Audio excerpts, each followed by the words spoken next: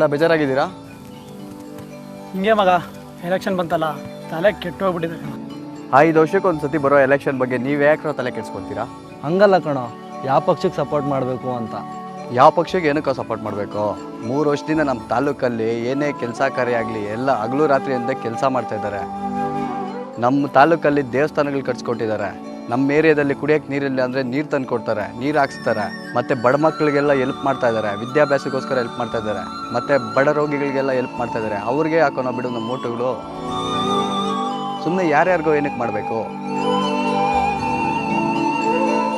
ನೀನು ಹೇಳ್ತಿರೋದು? ಎಸ್, ಅವರೇ ಕಣೋ ಪಕ್ಷೇತರ ಅಭ್ಯರ್ಥಿ ಬಿ ಮುನೇಗೌಡರು. ಅವ್ರಿಗೋಸ್ಕರನೇ ನಾವು ಓಡಾಡೋಣ ಅನ್ಕೊಂಡ್ರು. ಅವ್ರು ಬಿಟ್ಟರೆ ಬೇರೆ ಅವ್ರಿಗೆ ಏನಕ್ಕೆ ಓಡಾಡಬೇಕು? ಬೇಕಾದ ಕೆಲಸ ಎಲ್ಲ ಮಾಡಿಕೊಟ್ಟಿದ್ದಾರೆ, ಅವ್ರಿಗೋಸ್ಕರನೇ ಓಡಾಡೋಣ ನಾವು. ಏನಂತೀರಾ? ಇಷ್ಟೊತ್ತು ಯೋಚನೆ ಮಾಡಿದ್ದೆಲ್ಲ ವೇಸ್ಟ್ ಕಣ್ರಿ. ವೋಟ್ ಮಾಡಿದ್ರೆ ಮುನೇಗೌಡರಿಗೆ ವೋಟ್ ಮಾಡಬೇಕು. ಏನಂತೀರಾ? ನಾವೆಲ್ಲ ಮುನೇಗೌಡರಿಗೆ ವೋಟ್ ಮಾಡ್ತಾ ಇದ್ದೀವಿ, ನೀವು ಮಾತ್ರ ಮುನೇಗೌಡರಿಗೆ ವೋಟ್ ಮಾಡ್ರಿ. ಹೌದು, ಬಿ ಮುನೇಗೌಡರು ಮಾಡಿರುವ ಸಾಧನೆಗಳೇ ಅಂತಹವು. ಬನ್ನಿ, ನಾವು ನೀವು ಇವರ ಸಾಧನೆಗಳನ್ನು ಮೆಲುಕು ಹಾಕೋಣ. ದೊಡ್ಡಬಳ್ಳಾಪುರ ತಾಲೂಕಿನಾದ್ಯಂತ ಸುಮಾರು 90ಕ್ಕೂ ಹೆಚ್ಚು ದೇವಸ್ಥಾನಗಳ ಜೀರ್ಣೋದ್ಧಾರ.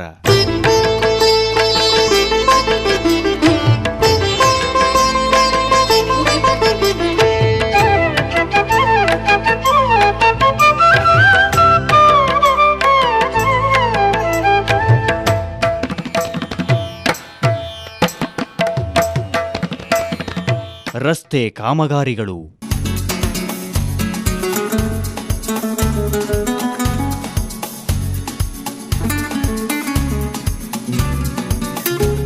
ಮಳೆ ಇಲ್ಲದೆ ಬೆಳೆಗಳು ಬಾಡುವುದನ್ನು ಕಂಡು ರೈತರಿಗೆ ಬೋರಿನ ವ್ಯವಸ್ಥೆ ಮಾಡಿದ ಮಹಾನುಭಾವ.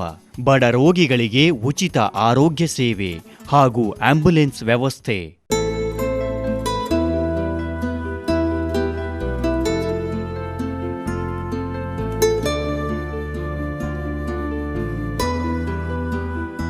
ಬಡ ಕುಟುಂಬದ ಮಕ್ಕಳಿಗೆ ಉಚಿತ ವಿದ್ಯಾಭ್ಯಾಸ.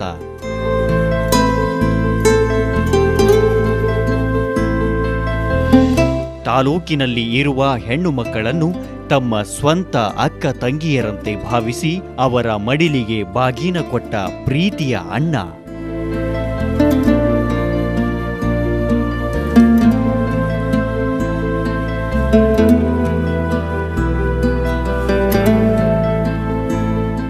ಸುಮಾರು 1,500ಕ್ಕೂ ಹೆಚ್ಚು ಆಟೋ ಚಾಲಕರಿಗೆ ಉಚಿತ ಡ್ರೈವಿಂಗ್ ಲೈಸೆನ್ಸ್ ವಿತರಣೆ.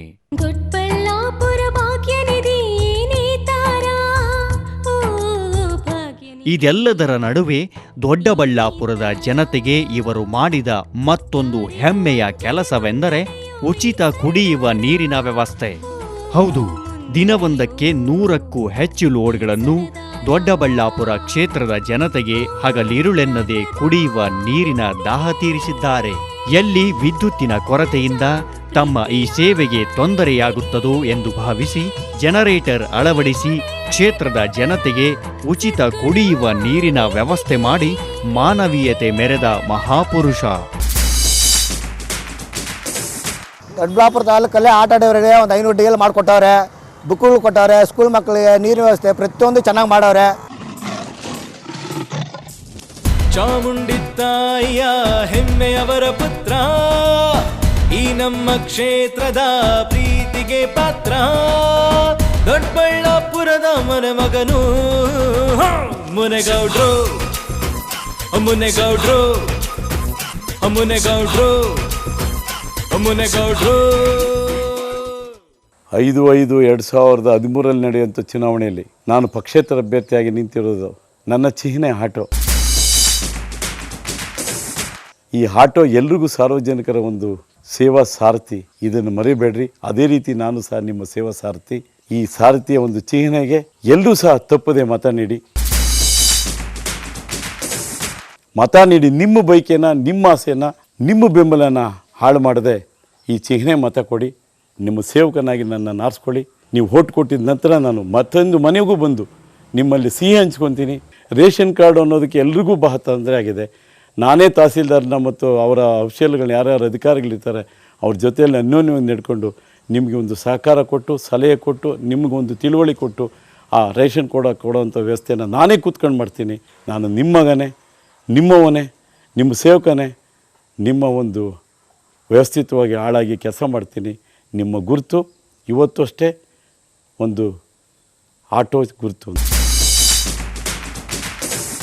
ದೊಡ್ಡಬಳ್ಳಾಪುರ ಜನತೆ ಇವತ್ತು ಎಲ್ಲೇ ಹೋಗಲಿ, ಎಲ್ಲಿಗೆ ಹೋಗಲಿ, ಯಾರೇ ಆಗಲಿ, ಒಂದು ಮಗುವಿಂದ ಮುನೇಗೌಡರು ಅನ್ನೋಂಥ ಅಭಿಮಾನ ಇಟ್ಕೊಂಡಿದ್ದಾರೆ. ನಿಜವಾಗ್ಲೂ ನಾನು ಅವ್ರಿಗೆಲ್ರಿಗೂ ಚಿರಋಣಿಯಾಗಿರ್ತೀನಿ. ಖಂಡಿತವಾಗಿ ನಿಲ್ಲಬೇಕು, ಗೆಲ್ಲಬೇಕು ಅಂತ ಎಲ್ಲರೂ ನಮ್ಗೆ ಸಪೋರ್ಟ್ ಮಾಡ್ತಾ ಇದ್ದಾರೆ. ಒಳ್ಳೆ ಸಪೋರ್ಟ್ ನಮಗಿದೆ. ಇದು ನಮ್ಮ ಸ್ವಂತ ದುಡಿಮೆ, ನಮ್ಮ ಸ್ವಂತ ಕಷ್ಟ. ಇಡೀ ನಮ್ಮ ಕುಟುಂಬ, ನಾವು ಮುನೇಗೌಡ್ರೆ ಆಗಲಿ, ನಾನೇ ಆಗಿರ್ಬೋದು, ನಮ್ಮ ಮೈದಂದ್ರಾಗಿರ್ಬೋದು, ನನ್ನ ಮಗಳಾಗಿರ್ಬೋದು, ಇಡೀ ನನ್ನ ಕುಟುಂಬ ಈ ಒಂದು ಜನಸೇವೆಗೆ ನಾವು ಕಷ್ಟಪಡ್ತಾ ಇದ್ದೀವಿ. ಅವರು ನಮ್ಮ ಕೈ ಹಿಡಿತಾರೆ ಅಂತ ನಾನು ಖಂಡಿತ ಹೇಳ್ತೀನಿ. ಇವತ್ತು ನನಗೆ ತುಂಬ ನೋವು, ದುಃಖ ಎಲ್ಲದರಲ್ಲೂ ನಾನು ಹೇಳ್ತಾ ಇದ್ದೀನಿ. ಇವತ್ತಿಷ್ಟು ಕಷ್ಟಪಡ್ತಾ ಇರೋದು ನಿಮಗೋಸ್ಕರ, ನಿಮ್ಮ ಮಹಾ ಜನತೆಗೋಸ್ಕರ. ನಮ್ಮೂರಲ್ಲಿ ಅತಿ ಬಡವರಿದ್ದಾರೆ, ಅವ್ರಿಗೆಲ್ಲ ಕೈಲಾಗಿದ್ದ ಆಸ್ಪತ್ರೆ ಆಗ್ಬೋದು, ಮತ್ತೊಂದು ಕಡೆ ಆಗ್ಬೋದು ಮಾಡ್ತಾ ಇದ್ದಾರೆ. ನಾನು ಬಿ ಮುನೇಗೌಡರ ಮಗಳು. ಕಿಮ್ಸ್ ಆಸ್ಪತ್ರೆಯಲ್ಲಿ ಡಾಕ್ಟರಾಗಿ ಕೆಲಸ ಮಾಡ್ತಾ ಇದ್ದೀನಿ. ನಮ್ಮ ತಂದೆ ಕೆಂಪೇಗೌಡ ಆಸ್ಪತ್ರೆಯಲ್ಲಿ ಅಧ್ಯಕ್ಷರಾಗಿ ತುಂಬ ಒಳ್ಳೆಯ ಕೆಲಸಗಳು ಮಾಡಿದ್ದಾರೆ. ಮುಂಚೆ ಇದ್ದಿದ್ದ ಕೆಂಪೇಗೌಡ ಆಸ್ಪತ್ರೆಗೂ ಇವಾಗಿರೋ ಕೆಂಪೇಗೌಡ ಆಸ್ಪತ್ರೆಗೂ ವ್ಯತ್ಯಾಸ ನೀವೇ ನೋಡ್ಬೋದು. ಆದ್ದರಿಂದ ನಮ್ಮ ತಂದೆಯಿಂದ ಬರೋ ಸೇವೆಗಳನ್ನ ದಯವಿಟ್ಟು ಒಳ್ಳೆ ರೀತಿಯಾಗಿ ಉಪಯೋಗಿಸ್ಕೊಂಡು ನಮ್ಮ ತಂದೆಗೆ ಒಳ್ಳೇದು ಮಾಡಿ. Vote for Munegowda. ನೀವು ತಾಲೂಕಲ್ಲಿ ಏನು ಕೆಲಸ ಮಾಡಿದ್ದಾರೆ, ಯಾರು ಕೆಲಸ ಮಾಡಿದ್ದಾರೆ ಮುಂದೆ ಕೊಟ್ಟರೆ, ಇವತ್ತೇ ತಾಲೂಕಲ್ಲಿ ಬಂದಿರೋಂಥ ವ್ಯಕ್ತಿ ಯಾವುದೇ ಸರ್ಕಾರದ ಒಂದು ಹಣ ಅವರ ಕೈಲಿಲ್ದಿರೋ ಅವ್ರ ಸ್ವಂತ ದುಡಿಮೆಯಿಂದ ಕೊಟ್ಟಿರೋಂಥ ಹಣದಿಂದ ಇಷ್ಟು ಕೆಲಸ ಮಾಡ್ತಾ ಇದ್ದಾನಲ್ಲ, ಮುಂದೆ ಇವರಿಗೆ ನಾವು ಶಾಸಕರು ಮಾಡೋ ಇನ್ನಿಷ್ಟು ಕೆಲಸ ಮಾಡ್ಬೋದು ಅನ್ನೋದು ನೀವು ಯೋಚನೆ ಮಾಡಿರಿ. ನೀರಿನ ವ್ಯವಸ್ಥೆ ತುಂಬಾ ದುರ್ಗೆಟ್ಟಿದೆ ನಮ್ಮ ದೊಡ್ಡಬಳ್ಳಾಪುರದಾಗೆ.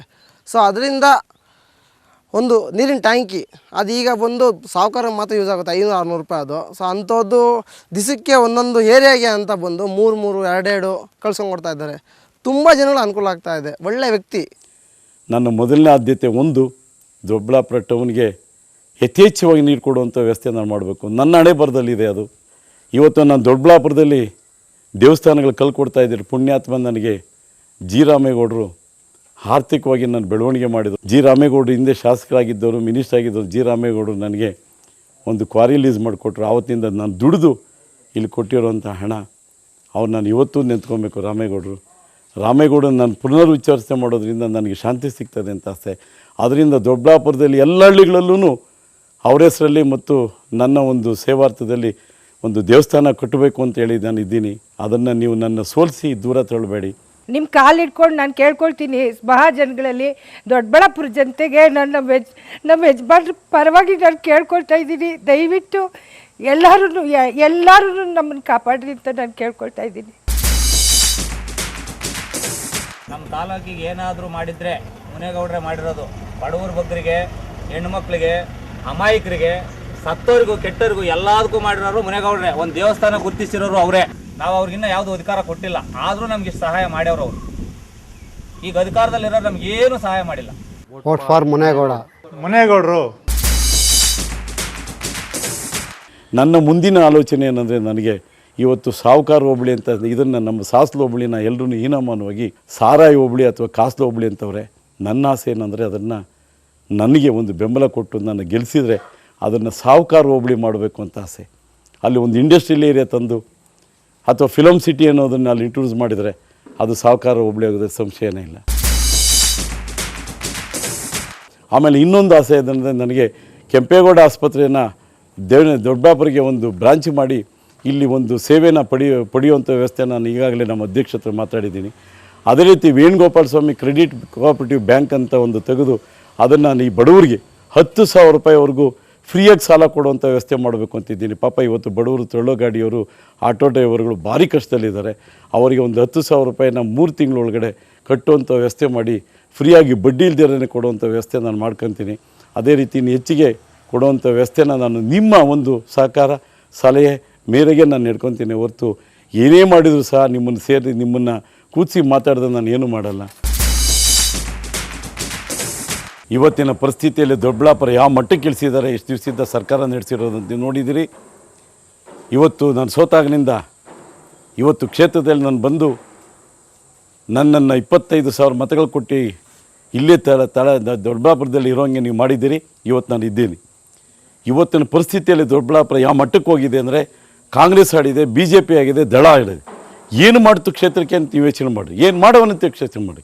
ಅವ್ರ ಸ್ವಂತ ಸ್ವಯಾರ್ಜಿತ ಸೊತ್ತು ಅಂತ ಮಾಡ್ಕೊಂಡಿದ್ದಾರೆ ಹೊರತು ಇವತ್ತು ರಾಜಕೀಯದಲ್ಲಿ ಜನಕ್ಕೆ ಮತ ಕೊಟ್ಟಿರುವಂಥ ದೇವರುಗಳಿಗೆ ನಾವಿಂದ ಏನು ಮಾಡಬೇಕು ಅನ್ನೋದು ಇವತ್ತಿಗೂ ಯಾವ ರಾಜಕೀಯದ ಅಭ್ಯರ್ಥಿಗಳು ಇವತ್ತು ಮಾಡಿಲ್ಲ. ಅದಕ್ಕೆ ನಾನು ಯಾಕೆ ಇವತ್ತು ಇಂಡಿಪೆಂಡೆಂಟ್ ಆರಿಸ್ಕೊಂಡಿದ್ದೀನಿ ಅಂದರೆ, ನಾನು ಇವತ್ತು ಸೇವೆ ಮಾಡಿರೋದು ಯಾರಿಗೂ ನಾನು ದೇವಸ್ಥಾನ ಕೊಟ್ಟಿರುವಾಗ ಯಾರು ಪಕ್ಷ ನೋಡಿಲ್ಲ. ಸ್ಕೂಲ್ ಪುಸ್ತಕ ಕೊಡುವಾಗ ಯಾವ ಮಕ್ಕಳನ್ನು ನಾವು ಪಕ್ಷದಲ್ಲಿ ಬೇರೆ ಬೇರೆ ಪಕ್ಷಗಳು ಅಂತೂ ನಾನು ನೋಡ್ದವನಲ್ಲ.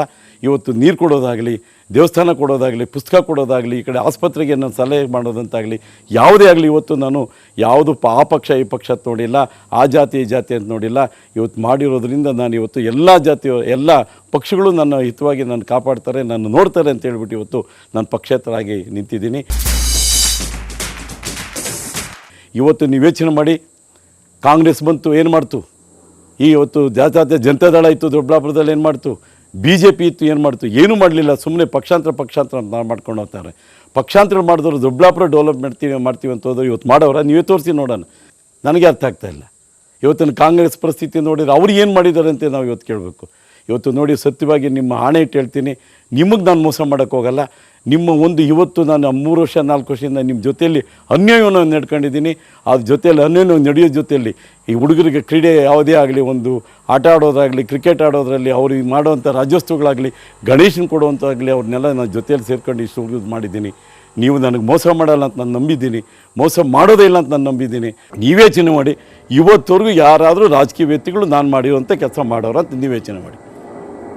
ಅದಕ್ಕೆ ನಾನು ಅಂಗ್ಲಾಚಿ ಕೇಳುವಂಥ ಧೈರ್ಯ ಇದೆ ನಿಮಗೆ. ನಾನು ಮಾಡೋದೀನಿ, ಓಟ್ ಕೊಡಿ ಅಂತ ಮೊದಲೇ ಕೆಲಸ ಮಾಡಿಬಿಟ್ಟು ನಿಮ್ಮನ್ನು ಕೇಳ್ತಾ ಇದ್ದೀನಿ ನನಗೆ ಓಟ್ ಕೊಡಿ ಅಂತ.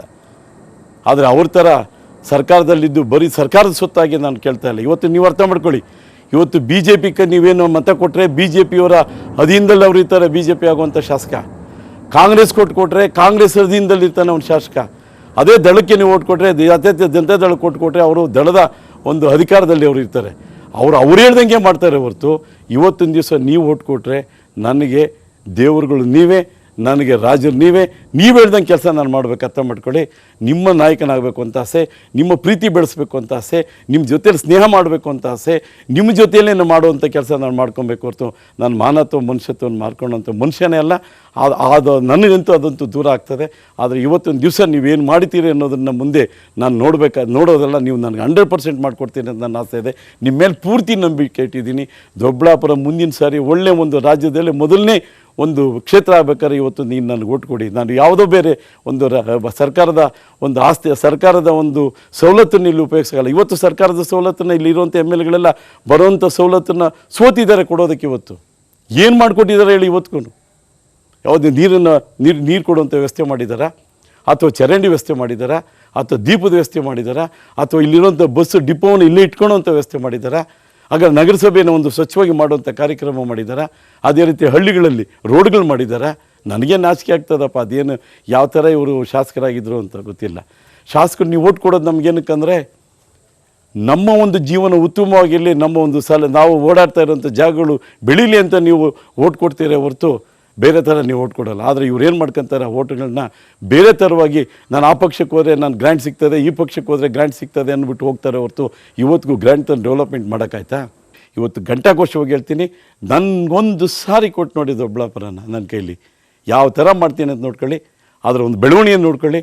ಇಲ್ಲಿರೋಂಥ ಹುಡುಗರೆಲ್ಲ ಅಷ್ಟು ಜೇನುಗೂಡು ಥರ ಇರಬೇಕು ಅವರು. ನಾನು ದಾರಿ ದೀಪ ಹಾಕ್ತೀನಿ. ನಾನು ಇನ್ನೊಬ್ಬರ ಒಂದು ಆಸ್ತಿ ಬೆಳಲ್ಲ. ಯಾವುದೇ ಇವತ್ತು ನಾನು ಮಾಡಿರೋಂಥ ಬಡವರಿಗೆ ಹಾಸ್ಪಿಟ್ಲ್ ಕೆಲಸದಲ್ಲಿ ನೋಡಿರ್ಬೇಕು ನೀವು. ಹಾಸ್ಪಿಟ್ಲ್ ಕೆಲಸದಲ್ಲಿ ನನ್ನ ಸ್ವಂತ ಹಣದಿಂದ ನಾನು ಇವತ್ತು ಮಾಡಿಕೊಟ್ಟಿದ್ದೀನಿ. ನನ್ನ ಕೈಲಾದಷ್ಟು ಕೆಲಸ ನಾನು ಮಾಡಿಕೊಟ್ಟಿದ್ದೀನಿ. ಆದರೆ ಇವತ್ತು ನನ್ನ ಮಗಳು ಡಾಕ್ಟ್ರಾಗಿ ನಿಂತವಳೆ ಬೈಲಿ. ನನ್ನ ಮಗಳು ಡಾಕ್ಟ್ರ್ ಆಗಿದ್ದೇಳಿ ಇವತ್ತು ನಾನು ಹಾಸ್ಪಿಟ್ಲಲ್ಲಿ ಅವ್ನು ಕಳಿಸಿ ಇಷ್ಟೋ ನಾನು ಇಲ್ಲಿ ಕಳಿಸೋಂಥ ಪೇಷಂಟನ್ನು ಇವಳು ನನ್ನ ಮಗಳು ನಿಮಗೆ ಸಹಕಾರ ಕೊಡ್ತಾಳೆ, ಮುಂದೇನೂ ಸಹಕಾರ ಕೊಡ್ತಾಳೆ. ಇವಳಿಗೂ ಸಹ ನನಗೆ ಆಸೆ, ನನ್ನ ಅಪ್ಪ ಇವತ್ತು ಇಷ್ಟು ಕೆಲಸ ಮಾಡ್ತಾವ್ರೆ, ದೊಡ್ಡಬಳ್ಳಾಪುರದಿಂದ ಗೆದ್ದಬಲ್ಲಿ ಅಂತ ಇವ್ರ ಆಸೆ. ಅದೇ ರೀತಿ ನಾನು ಹೆಂಡ್ತಿನೂ ಅಷ್ಟೇ, ಪ್ರತಿಯೊಂದು ಮನೆಗೂ ಬಂದವರಿಗೆ ಊಟ ಕೊಡುವಂಥ ವ್ಯವಸ್ಥೆ, ಬಂದಿರೋರಿಗೆ ಅವರ ಒಂದು ಸೇವೆ ಮಾಡೋದಷ್ಟೇ. ಅದೇ ರೀತಿ ಹಳ್ಳಿಗೆ ಹೋಗಿ ಒಂದು ಸಂಪರ್ಕಿಸಿ ಶ್ರೀಶಕ್ತಿಗೆ, ನಮ್ಮ ಶ್ರೀಶಕ್ತಿಯವರೆಲ್ಲ ನಮ್ಮ ಒಂದು ಧರ್ಮಪತಿಯ ಜೊತೆ ಸೇರಿದರೆ ಮುಂದೆ ನಾನು ಮಾಡುವಂಥ ಈ ದವಸ ಧಾನ್ಯಗಳನ್ನ ಯಾವುದಕ್ಕೆ ಅಮೇರಿಕ ಕಳಿಸುವಂಥ ವ್ಯವಸ್ಥೆನ ನಾನು ಮಾಡಿಕೊಡ್ತೀನಿ. ಅದಕ್ಕೆ ಇವರು ಸಹ ಸಹಾಯ ಇರ್ತಾರೆ. ನಮ್ಮ ಕುಟುಂಬನೇ ಇವತ್ತು ದೊಡ್ಡಬಳ್ಳಾಪುರದಲ್ಲಿ ದುಡಿದಿದ್ದೀವಿ. ನಿಮ್ಮೊಂದು ಸೇವೆ ಮಾಡಬೇಕು ಅಂತ ಬಂದಿದ್ದೀವಿ. ನನಗೆ ಮಾತ್ರ ನೀವು ಮೋಸ ಮಾಡಬೇಡಿ, ಅದನ್ನು ಕೈ ಮುಗಿದು ಬೇಡ್ಕೊತೀನಿ. ನಿಮ್ಮ ಸೇವೆಗೆ ನಾನು ಪಾತ್ರಧಾರಾಗಿ ಮಾಡಿ ಇವತ್ತು ನನಗೆ ಎಷ್ಟು ಜನ ವಿರೋಧಿಗಳಾಗಿದ್ದಾರೆ ಅಂತ ಯೋಚನೆ ಮಾಡಿ. ಆ ವಿರೋಧಿಗಳನ್ನ ತೊರೆಯಬೇಕಾದ್ರೆ ನಿಮ್ಮೊಂದು ಮತದಿಂದ ಅಂತೇಳಿ ನಾನು ಪಾದಪೂಜೆ ಮಾಡ್ತೀನಿ. ನಿಮ್ಮ ಪಾದಪೂಜೆ ಮಾಡ್ಕೊಂಡು ನಾನು ನಿಮ್ಮ ಸೇವೆ ಮಾಡ್ತೀನಿ, ನಿಮ್ಮ ಸೇವೆ ಆಗಿರ್ತೀನಿ ಅಂತೇಳಿ ನಾನು ಇವತ್ತು ನಿಮ್ಮನ್ನು ಕೇಳಿ ನಾನು ಎರಡು ಮಾತುಗಳು ಮುಗಿಸ್ತೀನಿ.